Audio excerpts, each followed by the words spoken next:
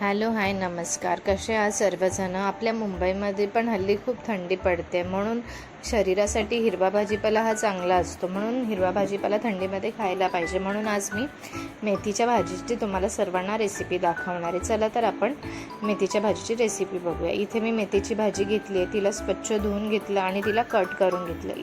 चांगली बारीक कट करून घ्यायची, कारण की शिजायला चांगलं होतं. इथे मी 4 ते 5 लसणाच्या पाकळ्या घेतल्या आहेत, 4 ते 5 हिरव्या मिरच्या, टमॅटो आणि कांदा बारीक चिरून घेतला. इथे मी आता कढईमध्ये मी 2 चम्मच तेल टाकलं, त्यामध्ये मी जिरे टाकले. जिरे टाकून झाल्यानंतर लसूण, हिरव्या मिरच्या, कढीपत्ता टाकला आणि कांदा पण टाकून घेतला आणि कांदा ब्राऊन होईपर्यंत चांगला शिजू द्यायचा.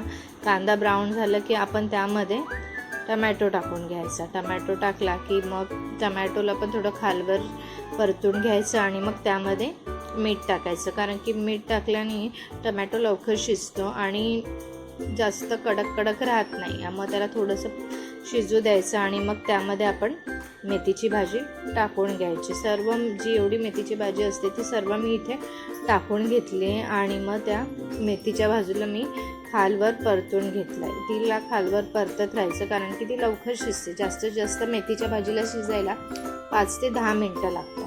इथे बघू शकता तुम्ही माझी मेथीची भाजी 5 ते 10 मिनटामध्ये रेडी झाली आहे. कशी वाटते तुम्ही नक्की सांगा मला. आता आपण हिला कोणत्या कशासोबतही खाऊ शकतो, भाकरीसोबत, चपातीसोबत किंवा खिचडीसोबत, जे आवडेल त्याच्यासोबत आपण हिला खाऊ शकतो. कसा वाटला तुम्हाला माझा मिनी ब्लॉग? लाईक करा, शेअर करा, सबस्क्राईब करा. थँक्यू.